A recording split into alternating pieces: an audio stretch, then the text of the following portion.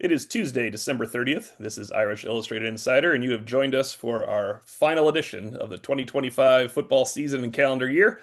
I'm Tim O'Malley, joined today by Tim Priester and Eric Thomas of Irish Illustrated, Pete Sampson, The Athletic. And guys, we like to say there should be no such thing as timetable recruiting as it appears on the message board, but there is such thing as timetable head coaching extension signings because those are pretty important, especially when you're within 1 week of a transfer portal opening. Marcus Freeman announcing with a quick, I guess, in a homage to his players with a social media announcement. One more year. Didn't say one more year, of course. 2026, run it back. Guys, good news. 1 year contract extension, we assume, is what Marcus Freeman meant there. But there was a lot of angst in Irish land, and there probably will be again next year, but we'll get to that part later. Tim Priester, your thoughts on the announcement that Marcus Freeman will be back for 2026 at least? Well, it was necessary to happen because we had already heard of one portal candidate that was concerned. Is he going to be here? So you start hearing that, and you get a little bit concerned for the whole process, and they're going to need some help in the transfer portal. But yeah, it was time. I mean, how many times did we hear? Okay, this weekend or beginning of next week. I mean, I think it was the third time when It was when the it was third. finally The, correct. It was at finally least, correct. Tim, the first one, I think someone told us, I don't know, it might have been you, the first one that was Friday of the first playoff game, which would have been all-time quality pettiness, but that didn't Right. happen. Yeah. Right. Right. So that was good. And I mean, you start to get cynical, I guess, at a certain point because it needs to happen. And we're privy to some of the stuff, but a lot of the, obviously, the behind the scenes stuff we don't really know, and what's going on and what's holding it up. And I always say there can be a thousand things that can hold it up. The buyout clause, for one thing, would be cause for a hold up. Just throwing a possibility out there among other things. But good, and I see a lot of people on our message board talking about, well, does this mean this is an every year thing? I don't know that it necessarily means that, but the NFL is going to keep calling Marcus Freeman because he's about to go probably 11-1 or 12-0 in the upcoming season, and that's going to keep him on their radar. So, like, it's just part of the process. It's part of college football. It's an annoying part of college football, especially for impatient old men like me. But it is. I mean, it's part of the game now, and so you have to kind of write it out. And I'm happy to know, as is Notre Dame Nation, that Marcus Freeman's going to be around for a fifth season at Notre Dame. Pete Sampson, not exactly never in doubt, as we joked when we saw some texts on the topic, but it was we did I expect don't know this to about happen for that. 2026, right? Oh, we lost Pete Sampson on the I think exact beautiful cue for him too. I queued that up just expertly for the Athletic. he's frozen in time. Yeah, no, I now that I'm unfrozen. Yeah, it was weird digging into this yesterday because I had three different sources tell me this was actually done about 3 weeks ago. And so Pettiness would have been great. See, there it was. right. So I'm trying to figure out a little bit more about why the timing was the timing on it. Not in terms of like, I understand the portal opening and that you need to have it done, but like, why not have it done 3 weeks ago? So that I'm curious about that, but yeah, it felt his tweet made me think like, oh, this player's returning for his senior season, No. with the Well, that's implication what I being this equated is it his to. last year. So yeah, I don't know. I think this is just it's an every year thing. As long as Notre Dame is going 10-2, 11-1, 12-0. Next year, if it's a thing, it might not be a thing until mid-January because Notre Dame is still playing. Like it won't be a thing if they're still playing. So that's, but like it's Marcus Freeman is a bit of a unicorn head coach. Bavacqua said this. We've all written this. We've all podcasted about this. Like I can't think of well, he wouldn't really fit there. Like you'd fit everywhere. And so that includes the NFL is always going to be there. There will probably be jobs that come up down the road that have a better quarterback roster situation than what's open now. And those would be the kind of jobs that I think he would kind of hold out for and be like, okay, if I'm going to jump, I'm going to jump into a spot where the quarterback and the organization are settled, which is, certainly not the case with the Giants or Titans. Eric, your thoughts on the extension? Not the timing. No timetable anymore. Yeah. Just the fact that it's happened. No, obviously it's a big thing for Notre Dame to finally get this kind of under their belt. We've, like you said, we've heard it for a couple of weeks, and you kind of have that unease when it drags on, right? Especially when you start to hear like, oh, maybe the Ravens job will come open, maybe the Steelers job will come open. Like those are, even to the Giants, like a little bit different. Those jobs don't come open very often. They have a lot of stability as organizations. So there's a certain level of uh, there's just a certain different level of enticing that comes with an opening like that. So I think, in the back of my mind, I'm wondering if that was part of the delay, kind of see what other jobs come open, what could the horizons be, which might sort of indicate future moves. But for this year, obviously Notre Dame has really put a lot of stock in the 2026 basket, and getting Notre Dame, or getting Marcus Freeman back for that, excuse me, is pretty significant for them to try and push that for that title run. See, I don't think a Steelers job or a Ravens job is going to open up for Marcus Freeman, the unproven NFL head coach. I think it's going to Yeah. be the Giants type of jobs where you're going to be put in a difficult situation. I mean, especially the Steelers and Ravens. I mean, you want to talk about two of the most experienced coaches, maybe the two most experienced coaches in the NFL. So, I think the Steelers is going to be an issue going forward for Marcus Freeman. That's the one to watch. boy, right out of college, man, I don't know that it normally works that way in the NFL. I don't know. I mean, and Pete, you say it was done 3 weeks ago. I find that a little bit hard to believe, but I don't Me discount it. too. I don't. Yeah, I mean, I don't discount any source that Pete Sampson has. So let me just say that up front. But I still think that a lot of this NFL stuff is just Marcus Freeman kind of feeling out the whole process. I think he understands that. Look, if and when he makes this jump, and I think it's more when, he's got to be totally prepared for it. And I know some head coaches in the NFL are retreads. You get second opportunities, but a lot don't, especially when you're young. Now he could go to the NFL and fail and come back to college in a heartbeat. Yeah, But he would be good at that. Well, a lot of them are good at it, but he has plenty of time to do that too. That's exactly, the interesting part. exactly. I mean, that's the toughest part. A lot of guys take that college leap, they look terrible, and you're like, well, I don't want that guy anymore. But that would not be the case. If you're Urban Meyer, Nick Saban, you can do it because you've proven yourselves. Marcus Freeman Saban without did a do it. title, they did do it. Marcus Freeman without a title would be super heavily coveted if you went to the NFL, failed, and came back to be like, that's the guy we want. He'd be like number one on Absolutely. everyone's list. Yeah. Whereas You'd a have lot of no guys, reason to doubt him on the college level. right, right. Where Lincoln Riley, I think, who's he was the number one coveted coach in the Freeman cycle, right? You'd say 2021, same cycle was Lincoln Riley. If USC goes 9-4, but he gets the job at Arizona, the Arizona Cardinals or something along those lines, and is fired in 2.5 years, he wouldn't be the number one guy. He would be a guy that would do a good job again, Lincoln Riley. But Marcus Freeman could do the exact same thing, and he'd be number one on everyone's list. That makes it tough for Notre Dame fans because Marcus Freeman probably knows that if we do. What do you think? Yeah. Oh yeah. Finally, some bad news in the Emil Wagner wasn't great news, but I think the Emil Wagner loss to the NFL and/or elsewhere was expected. But Billy Schroth for Notre Dame, that's the worst news that has hit the 2026 roster. He's a guy that was trending to leave. I chose to believe my own logic that he could become a much higher draft pick if he came back. My logic was proven wrong. That does happen because they have more reasons to leave than I have to explain to them to stay.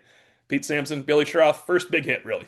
Yeah, I was mildly surprised just because I thought, okay, he hasn't played a lot of football, ton of potential there.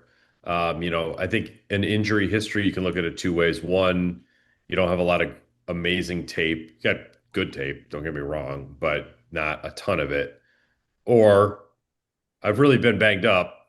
I should probably go get paid to be banged up.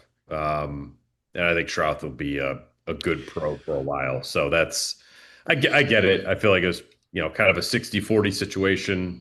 Yeah. I don't think either of them are bad decisions. So it looks like Pete froze up there. I don't think it's a great decision. Okay. In terms of, and I had this phrase thrown at me, are you preparing for the draft or are you preparing for an NFL career? And that's kind of how it feels to me that with 22 career starts, he has great tape. The USC game, the last game he played that he got injured in and never played college football again. I don't know.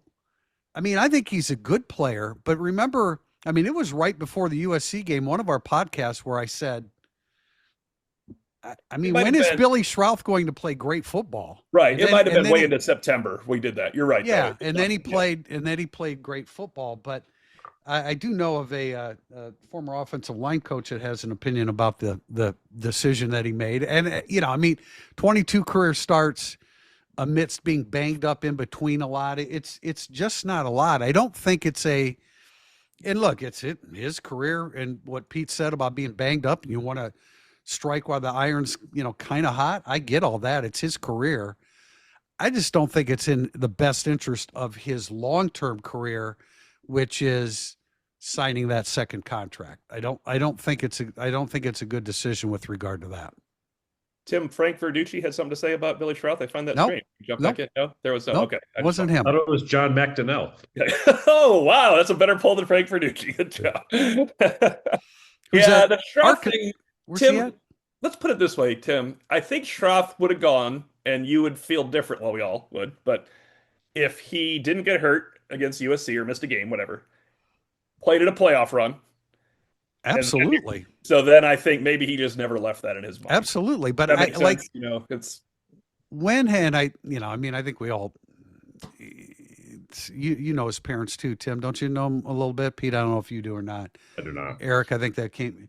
I mean, I'm pulling for him, but I just I don't think it's the right career path for an offensive lineman because he could get paid at Notre Dame in 2026. yeah, he would have commanded a nice one. I mean, so and that would kind of bridge a gap, moving to the next level. Yeah, you're right, Tim. If he had the performance against USC and he had continued that through the season, I would say, okay, he's ready. But I mean, it's the opposite of that.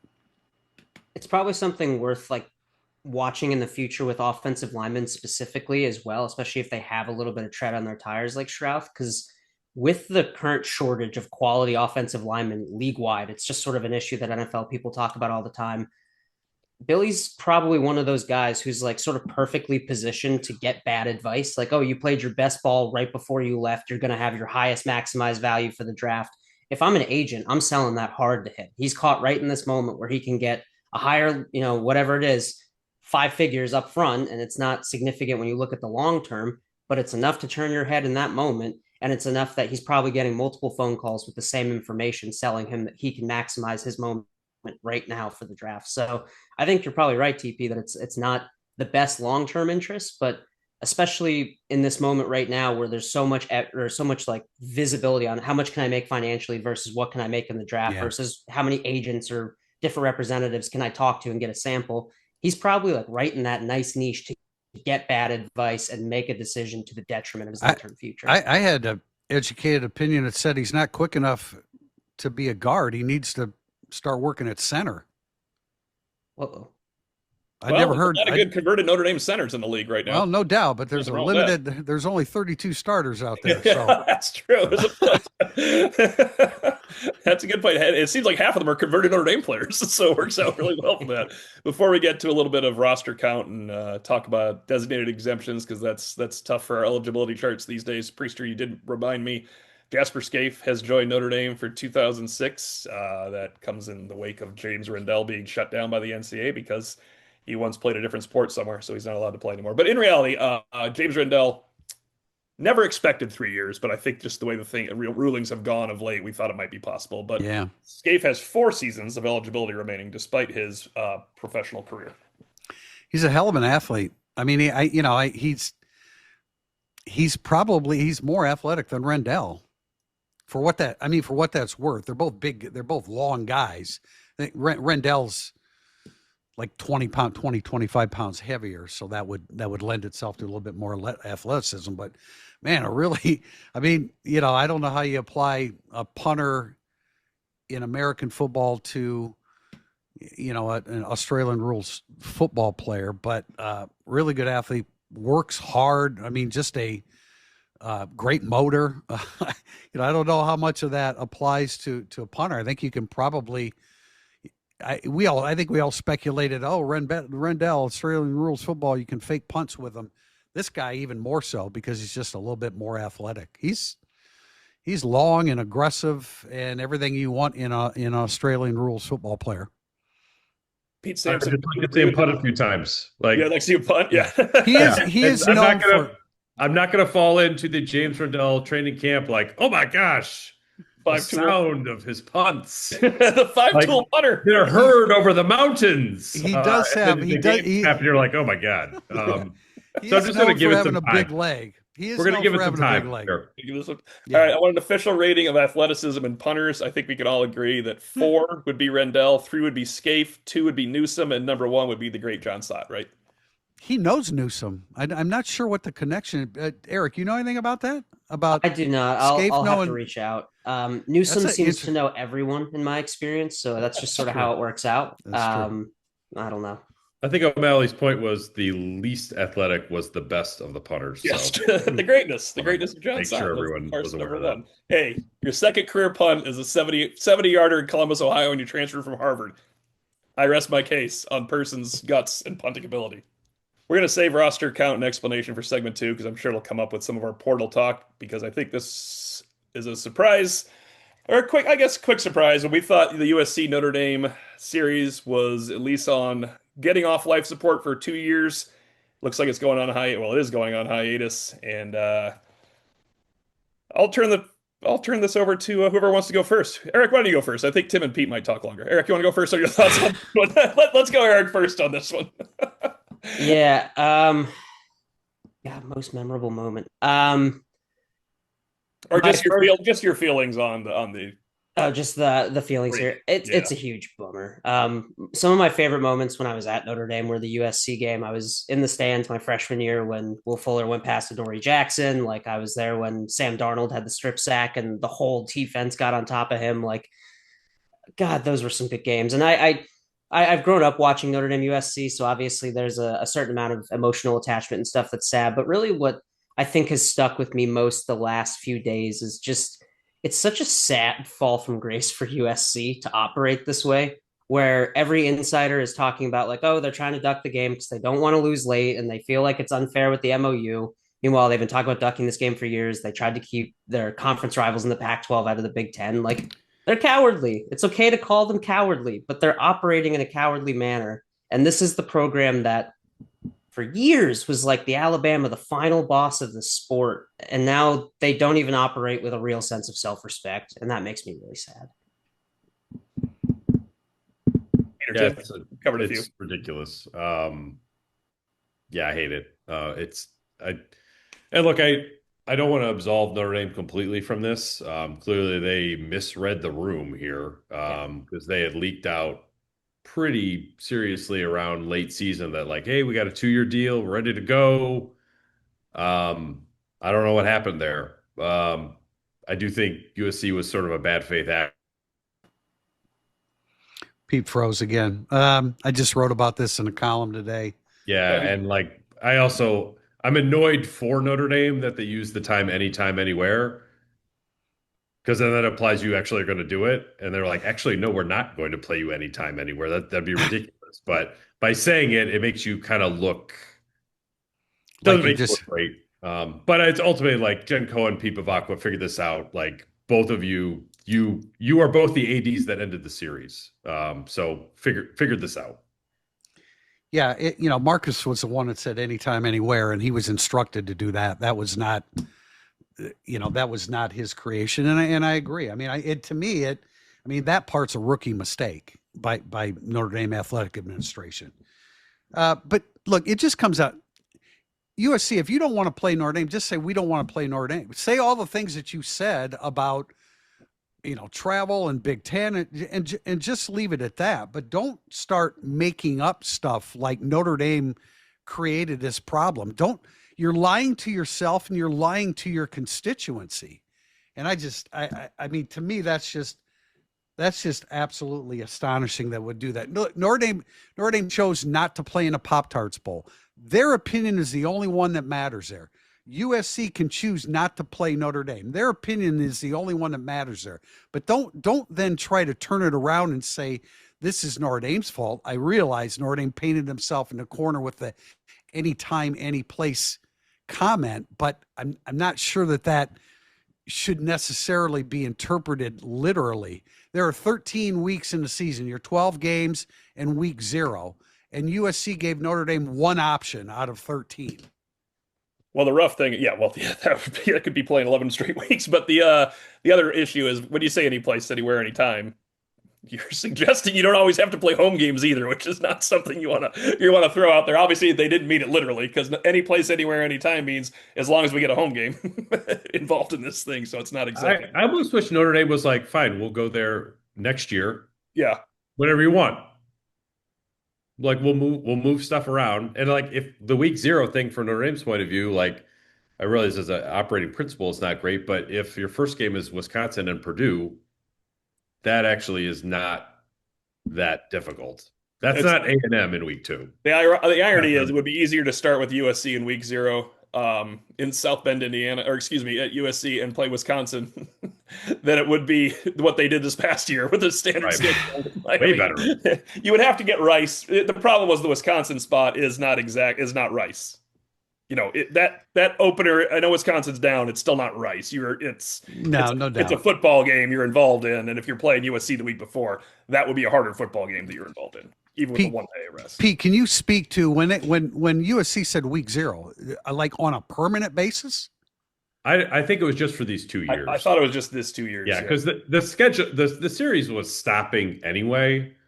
It was just like whether they could shoehorn in 2 more games and then pick it back up. And like from USC's point of view, their schedule next year at Indiana, at Penn State, Ohio State, Oregon, Washington. Then they can throw in at Wisconsin. Right. Like they got way more than they bargained for when they joined the Big Ten. The opposite of Notre Dame, they got way less than they bargained for when they linked up with the ACC. Well, Petros Papadakis and Keyshawn Johnson and Carson Palmer see through the facade. Irish fans uniting with Keyshawn Johnson after 3 decades. You never thought you'd see the day. I got that sent to me and I assumed it was fake. I clicked on. It's like, oh my God, he's serious. This is good time. Everything you click on now, you could have made Brady Quinn talking about why USC was right with AI, and I thought that's what was going on with Keyshawn Johnson. Then another one came to me. It's like, holy cow, Keyshawn Johnson, way to go. There we go. Everybody's got to take back everything they ever said, right? That's how these things work. He's the new hero. We'll be back with segment 2, burning up the boards. With football season winding down and the college football playoff in full swing, I've been looking to find the best deal on tickets, both for families and friends, but also as a memorable holiday gift idea. That's why I want to offer the sponsor of today's Burning Up the Boards, SeatGeek, a huge shout out. With over 35 million downloads, SeatGeek is the #1 rated ticketing app. There are more than 70,000 events listed on SeatGeek, including concerts, sports, festivals, and more. So whether you're a Notre Dame fan looking for a ticket to the AC/DC concert in South Bend in September, or any NFL playoff matchup down the road, SeatGeek has your back. Each ticket is rated on a scale of 1 to 10, so you know you're getting a good deal. Look for the green dots. Green means good, red means bad, but every ticket is backed by their buyer guarantee. And of course, I have a code for you guys. You can use Irish10, that's all capital letters of the number 10, for your 10% off your next set of tickets at SeatGeek. 10% off any tickets with promo code Irish10. Make sure you click the link in the description to download the app and have the code automatically added to your account so you can use it later. Thank you, SeatGeek. First question of segment 2. Conveniently, we have Eric Thomas here right now for this recruiting question. It's a 2-parter, Eric.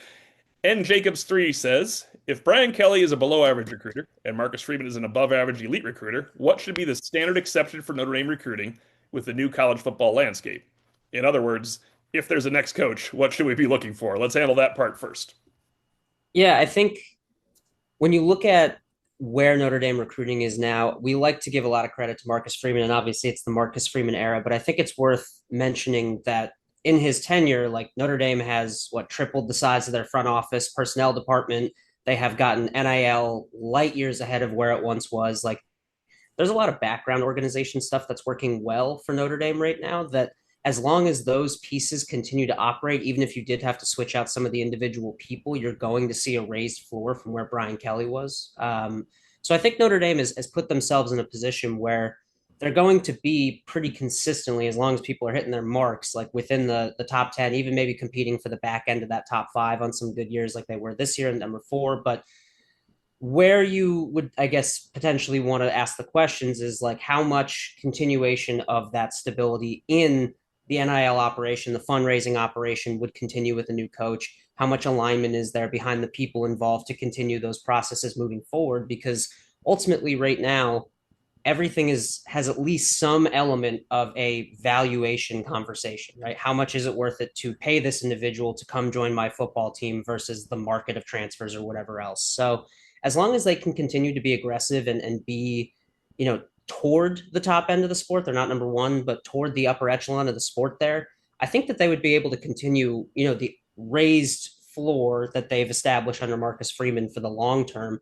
And there's probably even some meat on the bone with continued effort on the NIL front, right? There's some schools that are more aggressive, like Texas Tech. So if you want to talk about making material gains towards the top, that's probably where you do it. But realistically, I think they've raised the floor pretty significantly for themselves moving forward, especially with just their cachet with 5-star recruits and things like that. Now, that's going to hold somewhat with Marcus Freeman. But if a guy named Mike Mickens continues to be around, I think you still see a lot of those guys in the door. Tim, why don't we just go into that question tied to that? Yeah. The second part of this from Mason X Irish. While I'm extremely happy for 2026 hearing Freeman is staying on, I would like to hear how this possibly impacts recruiting efforts moving forward. Kids and parents alike seem to really follow Freeman. Does this now set a cloud over recruiting classes moving forward with the idea he might not be there after a specific class's signing day? It's definitely worthwhile. Something will be used against Notre Dame, of course. Yeah, it's something I mentioned in my column today that okay, we're now we'll find out. And I mentioned the one portal, target was concerned about that. But Eric, go ahead and address that because it's pretty speculative at this point. But that's why like you keep looking at the calendar saying, okay, they need to get this done. You need to announce it. Let's go, move forward. What do you think? Yeah, the longer it dragged on, the more credibility those things had. And ultimately, I think part of that question is playing defense too, right? Like Notre Dame is going to hear these things, know these things are being said, and they're going to work to counter some of these narratives and give that. So part of this is how well can they communicate and how convincingly can they communicate that this future is set with Marcus Freeman. I think that overall, the relationships that the staff builds and the communication and the cachet they have with guys on that side of things is pretty strong. So they can weather some of this. But obviously, as TP noted, the longer this goes on, the less impactful it is for you to stand there and tell someone, hey, no, he's coming back. Don't worry about it. The announcement's coming.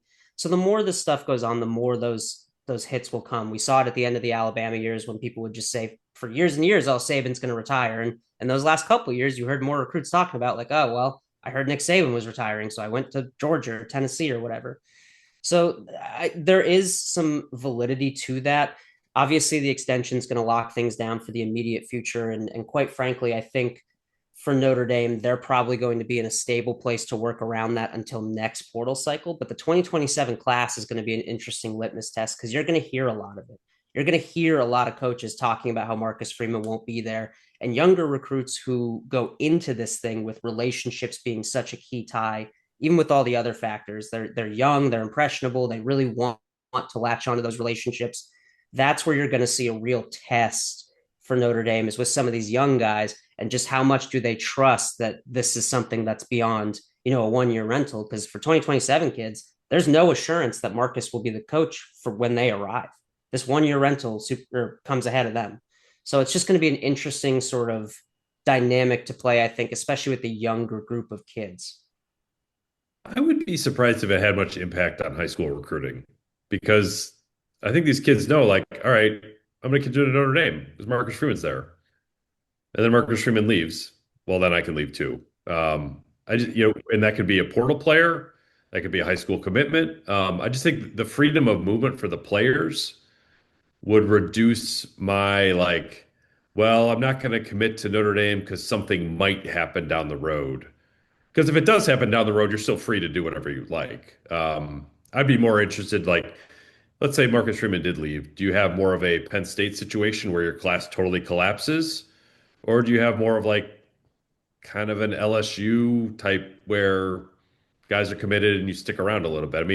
I think we've seen Notre Dame be very sticky under less influential coaches than Marcus Freeman. I think it would still be pretty sticky in a Marcus Freeman to the NFL situation, but I think you would certainly have to account for losing some parts of your roster if that happened. I think where I see it is it's at the top end, right? Like your difference Yeah. of where Notre Dame gets guys. Like there's a lot of people who will want to go to Notre Dame and they'll see the value and they'll stick with that. But like if Marcus had left this cycle, like is Joey O'Brien probably sticking with his pledge? I don't know. Oregon might have offered him enough money to turn his head. Like that's where you kind of see those big difference makers at the top at the high school level.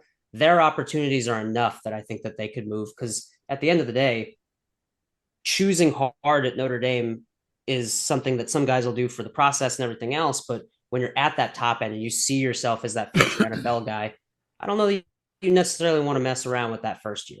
And I don't know, maybe you guys have an example. Has there been in the portal era, a coach leaves, but for the NFL? Because I think we see coaches leave all the time. They go to the new school, they bring most of their roster with them. Like you're seeing this Iowa State to Penn State exodus right now. Um, I don't I don't know if there's a great case study because it's not like if Marcus Freeman goes to the Pittsburgh Steelers, he can take Boubacar Traore with him. Yeah. I just keep No, thinking of Michigan coordinators. he can take Mike Mickens with him. That would be something. But I Yeah. guess maybe they're not thinking that deeply either as a high school recruit that just got offered $1 million to come to Notre Dame. We may be overthinking a teenage We, boy's we mind, could be right? overthinking the teenager who gets $1 million to come to Notre Dame, and if Marcus leaves, I'll just leave too. I think that's a good point. It's going to be used. I think Notre Dame being very good next year, that signing class is signed, and Marcus Freeman is in the playoff, and he's not leaving. If he leaves, he's not leaving until well after the playoff run is over. I mean, there's a different. This is a unicorn year too. We call him a unicorn coach for Notre Dame. This is ridiculous that just nothing happened for them. They were a really good team that signed a great class, and then they stopped playing football and didn't have their coach sign an extension, and the portal hasn't opened yet. And you're just like, what is going on? That's not gonna be the case next year. You're not turning it all down again next year. You're not getting snubbed. Well, you wouldn't think it would happen again like that. I think it's just I think people use it against Notre Dame forever, but there's ways of combating it now too. I mean, Cash Mark, is a great one. what's that? I said Cash is a great Cash one. is yeah, that's it's one that wasn't readily available back in 2022. We know that. So this is it's really good incentive. Great question from Annie Davis, our friend from Niles. We hear that the offensive line roster is currently loaded, and yes, he did set this up. Do you believe any of the players in this coming draft or next year's draft will go in the top 60? I use top 60 because Blake Fisher was number 59. It's a really good question. So it's Schroth and Wagner plus the whole roster. Well, Schrouth and Wagner, definitely not. I like that's. I don't even think that's anywhere close. As far as next year, I would think somebody like Jagusa would have to stay healthy and play to his ability. If he's healthy, I'm confident he'll play to his ability. I just think he means any player on this roster. Are they a 2 round pick? Odds are Oh, somebody is. I just don't know who. Yeah. Odds are somebody is. The odds there. I agree. I like the math. I agree. Because it could be Jagusa. It could be Lambert. It could Could be be Will Black. Could be Will could be Black. Black. Could be an I- incoming freshman. Like there's Yeah, those three, Tim. I think. I think there's a real chance the highest NFL upside is one of Will Black or Matty Augustine, despite neither of them being in the starting lineup. interesting. I would go Jagusa for the highest NFL upside. Over Lambert. Yeah, for I mean, I think those are two really good candidates for Lambert's this. two. Lambert's two for me. Jagusa's athleticism translating to the NFL. If he can stay That's the healthy, question. he was a heck of a. I mean, he was barely practicing football, and he was a eye-opening player against Penn State. Yeah. That defense. That's going to stick with me until he proves me wrong. Yeah, I mean that's why, like losing Schroff stinks, but if you have Jagusa healthy, everything will be okay at that position. Next question is from Frankencow, going back to the opening part of the season, which does remain relevant because it's why Notre Dame's not playing. Carson Hobbs went from playing significant snaps in the first 2 games to getting benched to transferring out. How would you explain his season? But more important, did the staff just whiff on his ability to play nickel? And once that was shown, he was buried, or did he expect to get another shot? There's 2 parts there. The mistake, Uh, of him playing. Go ahead, This Pete. eval would be where I'd start on that one.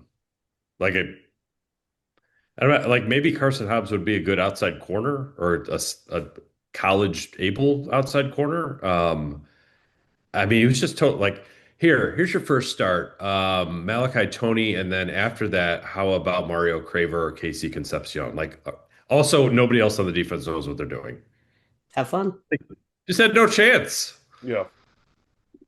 Yeah, I think we all think that Hobbs had a little bit of an unrealistic expectation or confidence in his abilities. But they But boy, played he him. got buried. I know, and boy, he got buried real quickly. No, that was I mean, whether it was a preseason miss eval or a pre-Miami game missed eval, it was bad, and it was. Devontae Smith was not banged up yet, as far as we know, right? Until the week of The week Texas of A&M. the week of A&M. Yeah. Yeah. Yeah.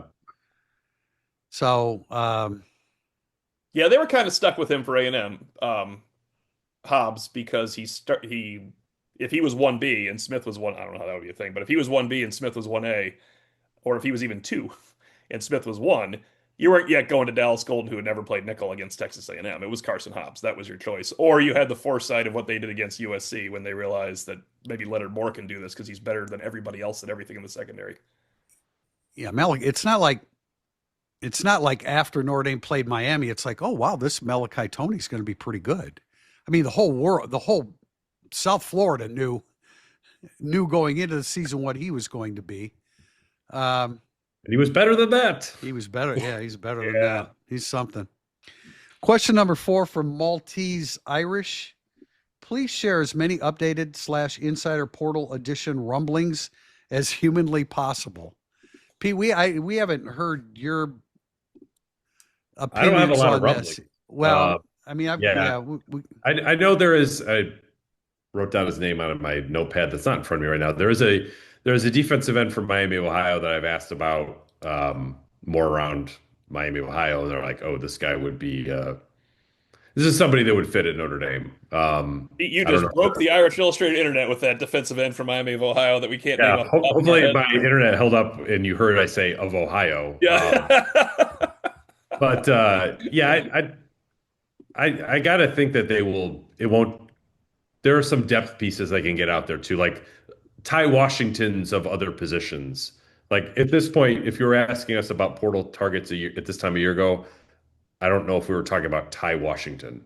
So again, Was it Adam Trick, Pete? I think so. I just say that because he had 66 pressures. Yeah, they've got. I think they can round out the roster in a few ways beyond the Nick Marsh types of the world because they got to get those two. Yeah. Eric? I mean, good segue. Nick Marsh of the world. It sounds like LSU is kind of taking the driver's seat in that one. Obviously, there's still time to go before anything is actually final, but I know that there's been several reports of confidence coming out of Baton Rouge in that race, which is not really what you want to hear with a new coach and a staff that has committed to spending copious amounts of money on people. So that's going to be an interesting one to track. I know TP did a film review of, I was trying to get it pulled up, make sure I have the right name, Tulsa tight end Brody. I want to say Brody Foley. Someone we talked about. I know at one point on this podcast, T.O. mentioned like, I don't know if Larson will go. Maybe that means they have to go get someone in the portal. So maybe they just hold on to their guy. If they're looking around, maybe that's an indication of where things are going to go there. So just kind of one to watch for kind of two sides of what that interest means.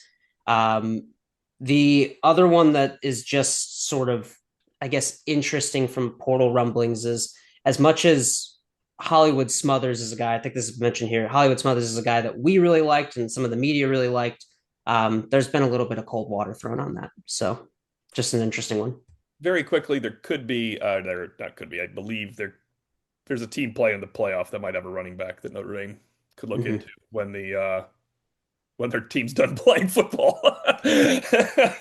That's you forget other teams are playing football right now. They're not just all hanging out looking at the portal waiting for it to open. But the reason the portal's not open until January 2nd is there are some pretty important games on the 31st and 1st, and then the portal opens.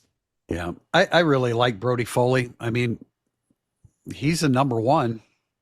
With Raritan gone, he's number one tight end.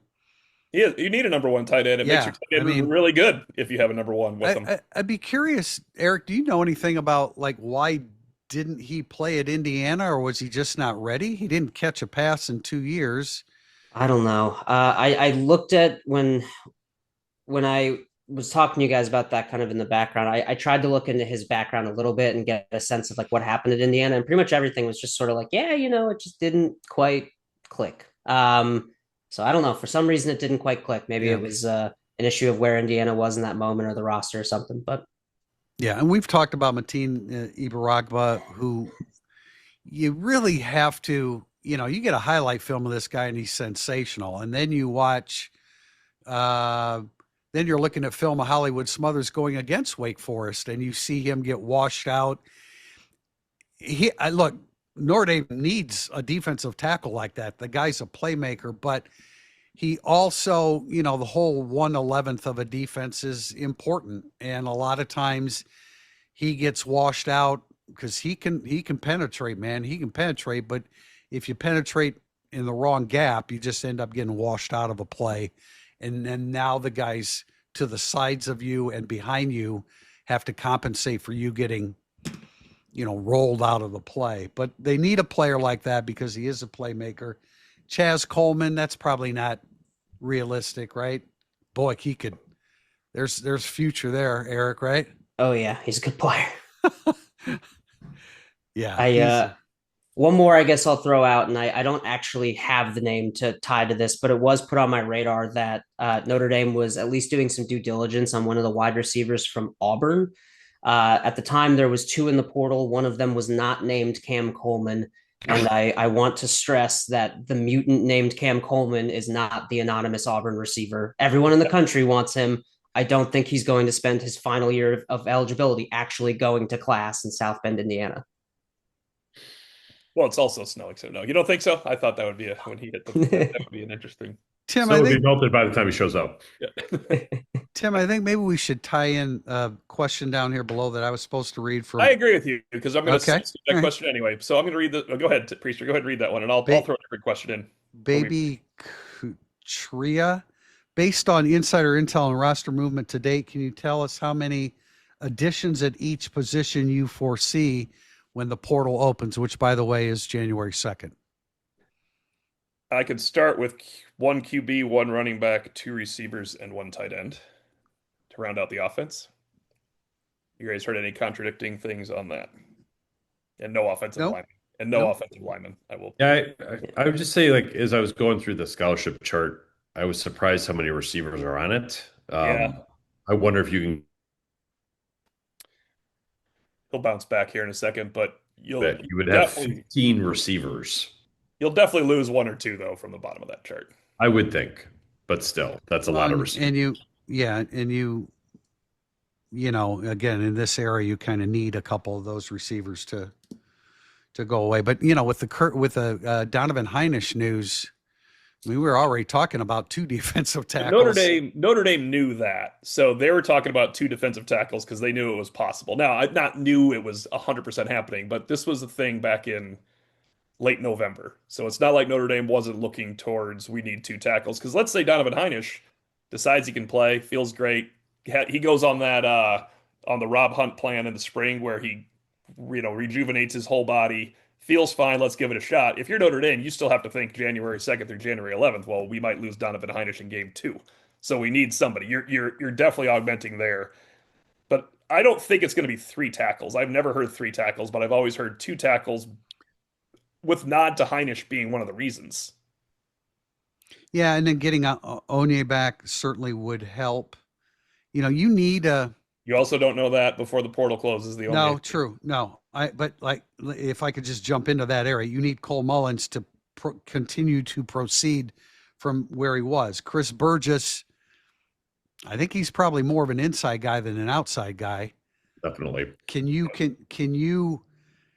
get him ready for 2026? Maybe.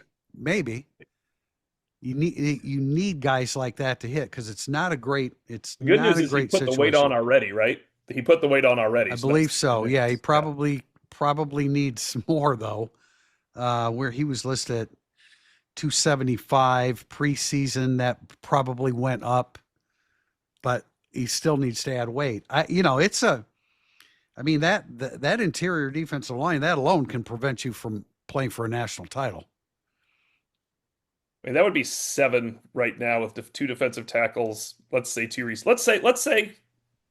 one wide receiver, just for the heck of it, to open some things up. Okay, so that would be 6.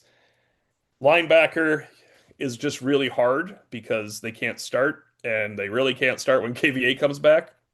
You might lose a couple more young linebackers here, in which case you just have to backfill with the Mac type player who would like to back up at Notre Dame, which there's a lot more of those at linebacker, special teams guys than there are at quarterback. Like you could find a veteran linebacker who would love to join Notre Dame and become the best special teams player on the team. I think that's not a hard find. From the group of 5? From the group of 5. You Yeah. should be able to find the equivalent of Preston Zinter, right? Right. Yeah. Like somebody can help you in a bunch of different ways, but maybe not like in a starting role. Yeah. I think we're still looking at 8 to 10. Yeah, I would say that's never going above 10 this year, and then 8 would be my guess if I had to guess. You had to guess one random number, which is going to fail, obviously. But if you had to guess one random number, I would throw it at 8, not 7, not 9, I guess. Corner and safety. I mean, Christian Gray is coming back, not announced but official. Adon Schuler is coming back, not announced but official. Tay Johnson is coming back, not announced but official. Who am I missing that's really good? Leonard Moore. Leonard Moore has to come back. Leonard Moore is not allowed to leave, which is great. God bless. I mean, he definitely could leave. He could leave if he wanted to, but no. Yeah. Leonard Moore has re-signed. How's that? Leonard Moore has re-signed. So, and then I don't know why I even considered it, but I've never heard a single rumbling that Dallas Golden and Mark Zachary wouldn't come back. So the secondary is as set as, and Luke Talich is coming back. So the secondary is as set gets. That's the only reason I threw a linebacker in there is you don't have KVA. Oh, no, they're not getting another linebacker. There's Farimo still, too. Okay, the linebacker would be a special teams player that plays linebacker, and then he is your 7th linebacker, 6th linebacker on the team, that type of thing. So he's a special teamer, not a linebacker, but you need linebackers and tight ends for special teams. It's probably the best way to throw that in there. Is there any... Go ahead, Eric. I was going to say, I think the only back 7 on the defense player that you'd be recruiting not for special teams would be potentially a starting nickel. And that's basically if you want to see Dallas Golden on the outside, Mark Zachary on the outside, and you want a veteran option there.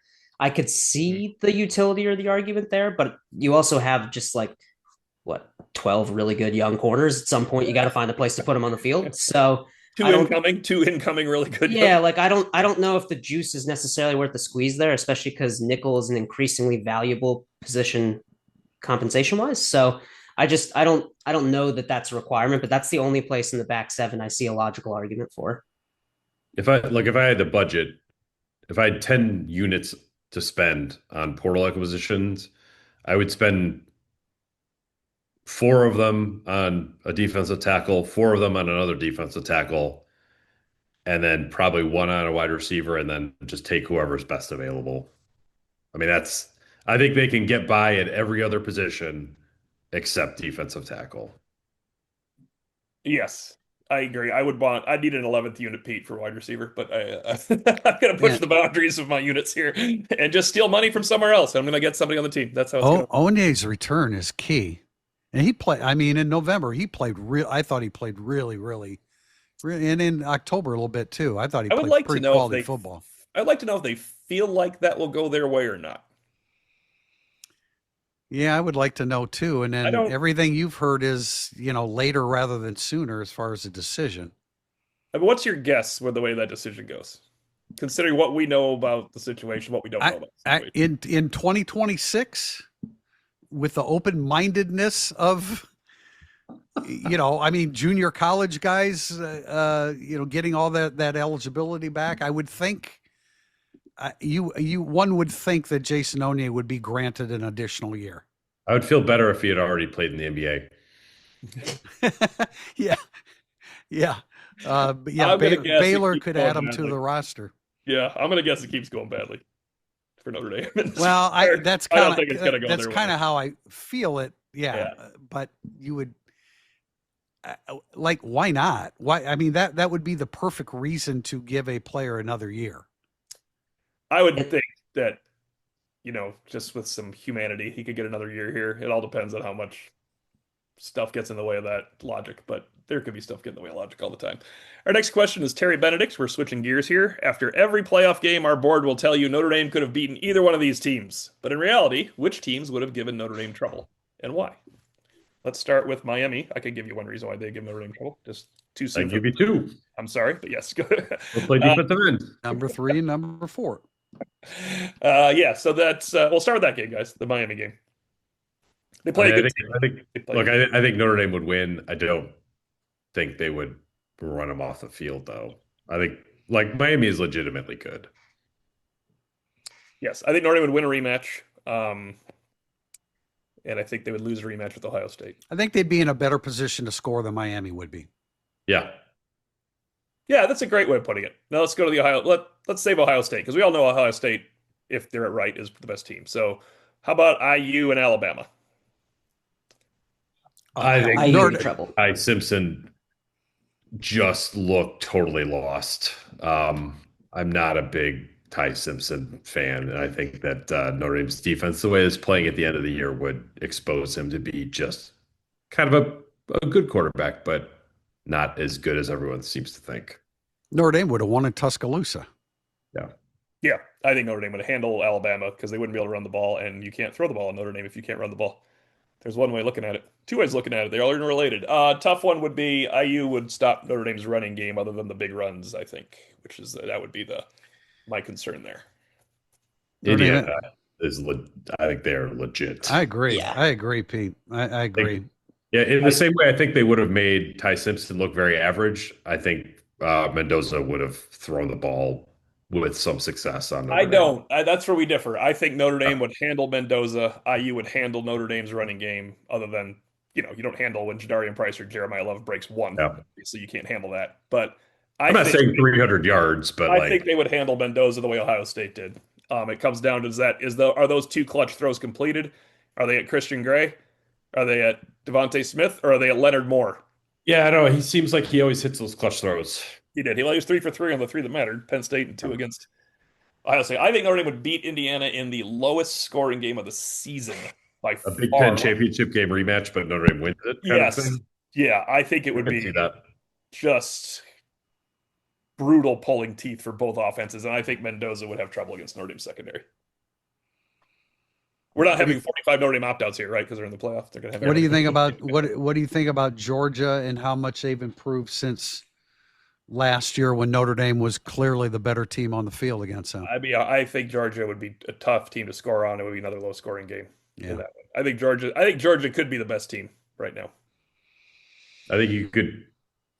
Notre Dame, Georgia, the winning team would probably have 17 points. I'm just not sure who had it. And Texas Tech? I like their defense. I think Notre Dame would there'd be at the end. You're looking at you can get away from them at the end. Notre Dame's faster. If Notre Dame could play that game with one turnover, I don't think they'd lose Texas Tech. But I cannot wait to see Texas Tech play Oregon. Texas Tech can cause turnovers. That's why I said one. They can hold it to one turnover. That's a game you want to see. Is that what you're saying, Pete? Yeah, just because I think Texas Tech is really, really good. And I think I like Oregon more than maybe some other people do. Yeah. But I just want to see Texas Tech against a non-Big 12 team. Yes. No, I agree with that. Yeah, I still don't feel like I know their team that well. What about Notre Dame against Oregon? That's the one JD. I think that game would be super so fun. Fast. Mm-hmm. Such a fast. That's the high scoring, not crap game that you could get involved in here. Like IU, Ohio State, IU, Ohio State, Georgia, Notre Dame. Those four guys playing each other. You better make the most of your possessions, right? That's tough. That's tough sledding. I think Notre Dame, Oregon would be the most fun game you could put out there. That would be a great. That'd be a great game to watch. It really would be. Because that's the thing where you're like, are we really just putting Christian Gray and the nickel on an island right now? This is what's happening the whole game. I think you are, because you don't have a choice. That's what I'm saying, and then that's difficult. That's a tough thing, and they would not that front seven would not contain Love and Price the way Ohio State, Georgia, and Indiana would. No. Damn, we need that game to happen, Pete. There you go. Now I'm all over again. That'd be so fun. I thought for a while there we might see that in Eugene. Yeah, we had our hotels. That was a tough cancellation. TP, I'll read this one. Then we're just going to skip that one. So you go on to number 8 after this one. This is a good question from Kay Beasley. I want to throw it to Eric Thomas first. Would Cam Williams, borderline 5-star guy, be the type of upside player that, given the current landscape of NIL and the portal, the 2027 class might not even chase because of the need to find a guy who has to hit quickly? That one, I went back and forth on this because when you want to look at the comparison profiles for Cam Williams as a prospect, he's honestly very similar to Derek Meadows, not physically, but just like the actual developmental curve to be a real wide receiver. And Notre Dame made Derek Meadows their number one target 2 years ago. So very clearly there is a level of interest in toolsy players with long road to go. But then in 2026, you kind of see the counter side of the argument. They got a bunch of like NFL dudes' sons and highly detailed players who are all about, hey, how do I measure my steps? How do I not waste movement? How do I iron out the specific details of playing this position? So I think if we're going to take that as a trend, Notre Dame might be leaning more away from the Cam Williams and Braylon James of the world to more known commodities. But I still think, especially with the pedigree that Cam Williams had, he was what, top 50 player by the end of the cycle. Like, if you look at that kind of pedigree, there is a potential of difference making ability there that Notre Dame, for if we're just being honest, hasn't really had. Like, even Malachi Fields is really good, but he finished the season with 5 touchdowns. The last time Notre Dame had a receiver with double-digit touchdowns in the season was 2019 with Chase Claypool. Cam Williams is the kind of recruit that you can forecast, like, okay, down the line, he could be that kind of player, that kind of real NFL caliber player. So I think the urgency to go after guys like this, if we're looking at the trend for Notre Dame, is probably trending down. But that does not mean that they've lost value or they've gone out of phase. I think you just have to be a little bit more diligent about who you're going to go after that has that kind of risk and identifying the personality that, not to cast aspersions, but maybe is more like a Cam Williams who's willing to stay and loves Notre Dame and will buy into that development. The personality there matters a lot because the other example I used, I don't know if that guy's going to stay at Alabama for the long haul and develop into a receiver. So you kind of have to gauge the individual there as much as anything if you're going to go after that kind of long-term build.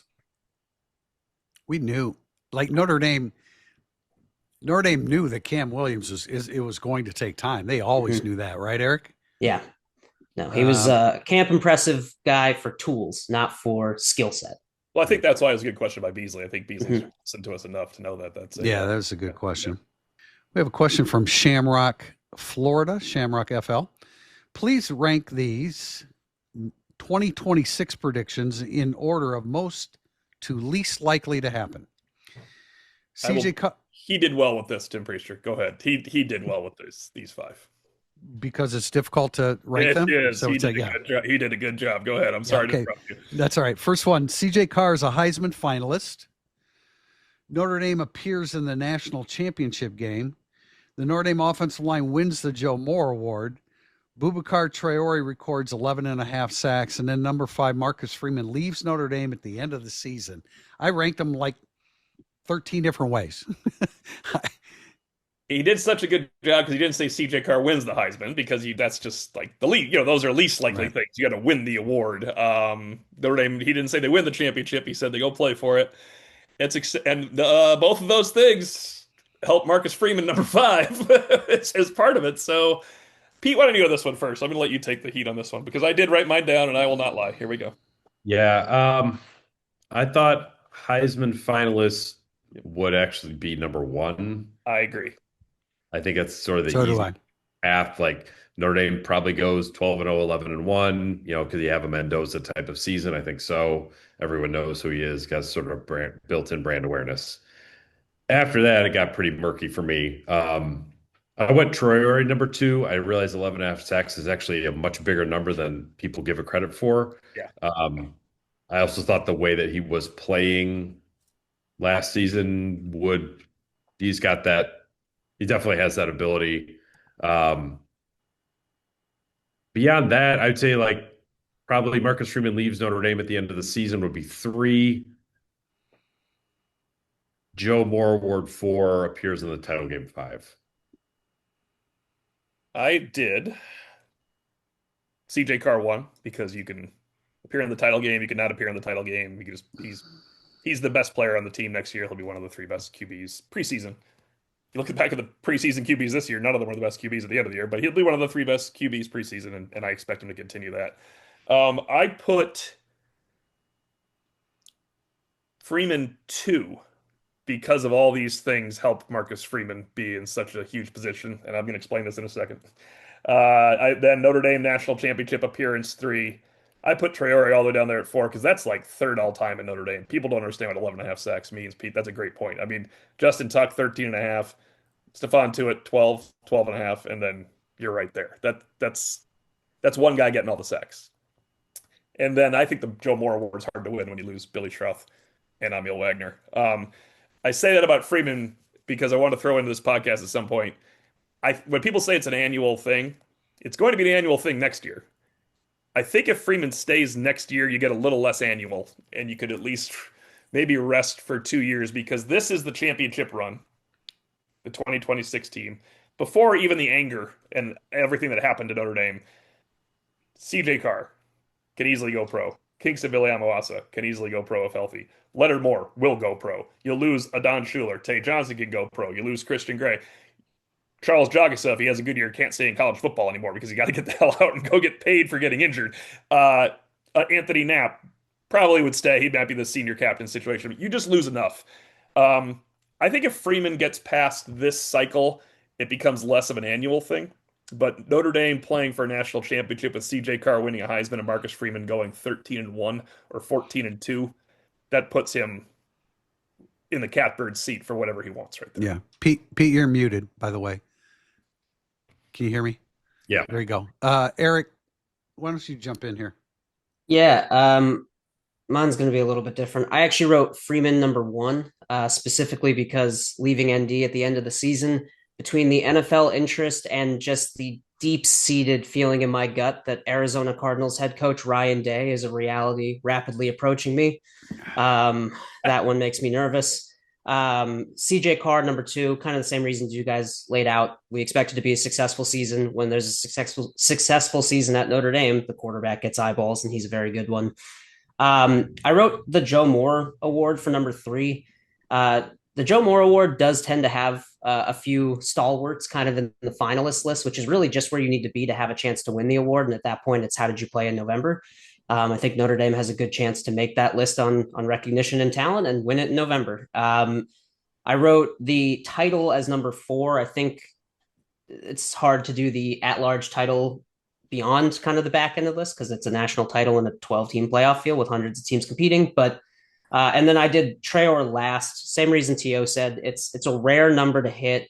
And I thought about it as kind of with the Onye question, especially if Onye doesn't come back. I don't see anyone on the interior of this defensive line that is going to scare offensive lines into having to take a second man off Traore.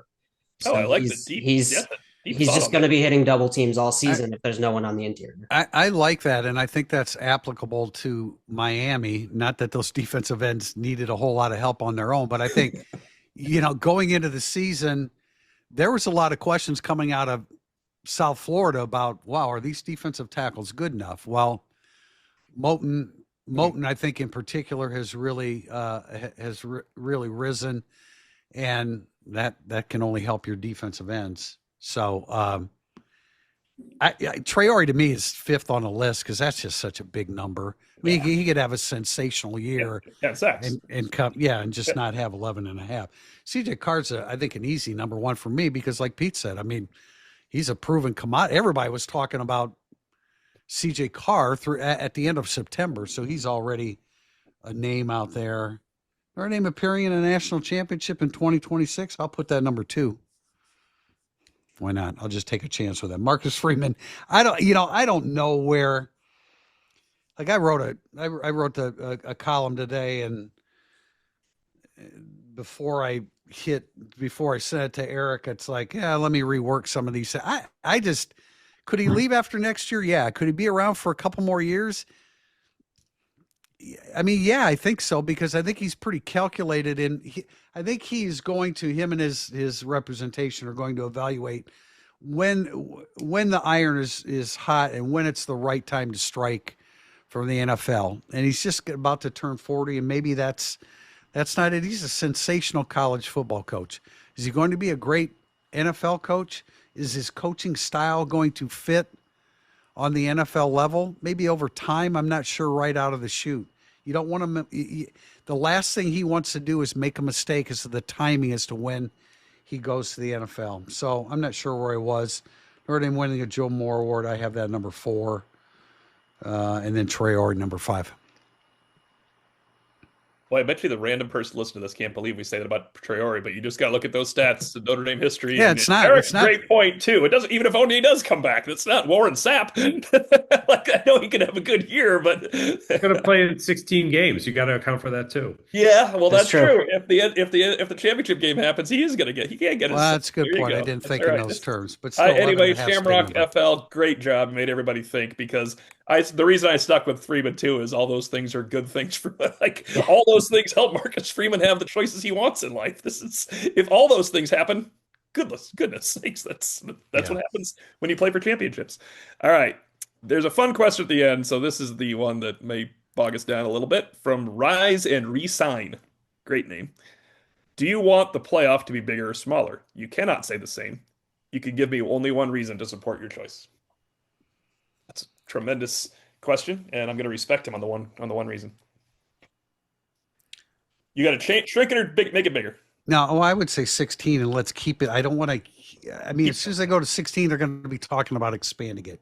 16 works because you got 4 games for everybody. 16 would have worked this year because you would have added Notre Dame, Vanderbilt, BYU, and Texas. I think that would have been pretty tidy, but it was Still got to get rid of Tulane, but yeah. Yeah, it was essentially pretty tidy last year, and then this year it was not. So it's going to expand. We know that. Get it to 16, but keep it there. I mean, I can't see a reason why we would need to expand beyond 16. How about you, Eric? I wrote, in an ideal world, the playoff is 8 teams, no auto bids. Like no auto bits. It's tighter. It is a much cleaner field, and honestly, the one legitimate reason I'll give is it makes me burn with fury when we talk about 9-3 teams as if they deserve to be in championship competition conversations. It just makes me angry. So an 8-team field, no shot for 9-3 teams, and I'm very okay with that. Pete?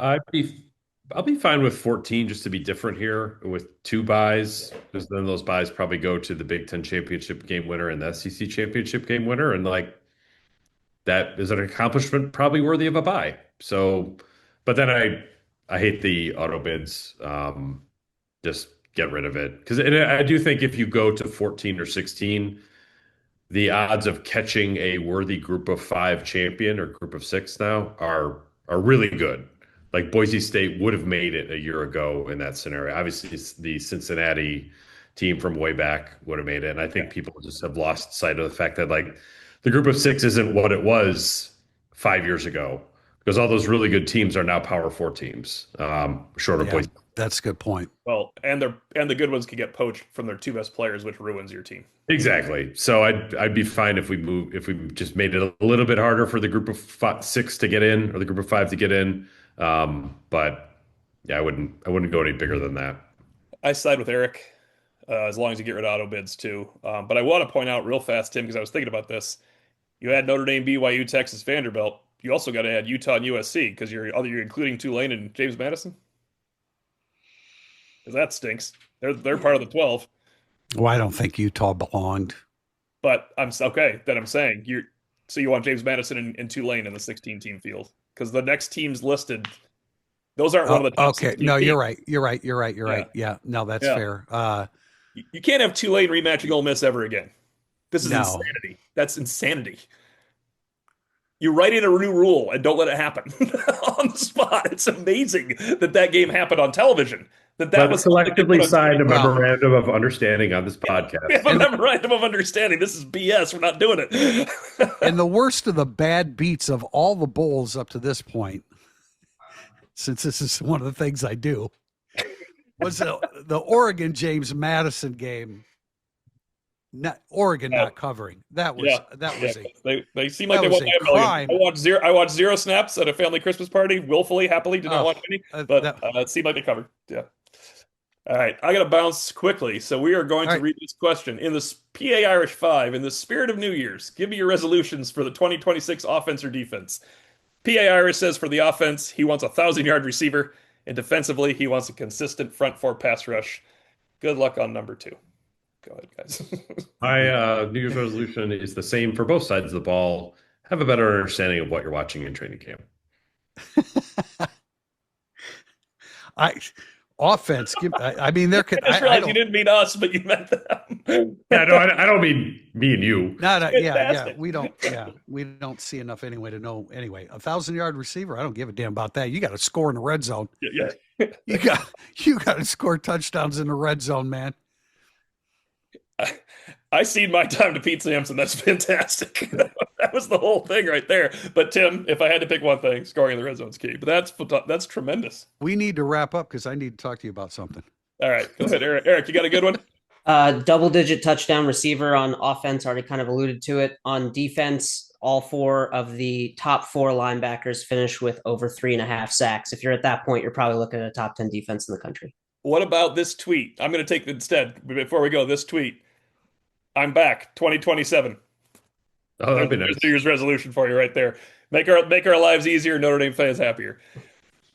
I want to wish everybody a happy New Year. I am going to watch the college football playoff, even though I was able to avoid. I love that. I like that Alabama Miami game. It was like watching 2 top 16 teams play a mid-October game that shouldn't have involved a playoff, but it was an entertaining game. I'm going to watch these college football playoffs. I hope everybody has a happy New Year, guys. Anything to say before we sign off? For Eric Thomas, thanks for joining us. Pete Sampson, Tim Priester, I'm Tim O'Malley, Jack Freeman behind the camera. Thank you for watching and listening. Irish Illustrated Insider, and Happy New Year.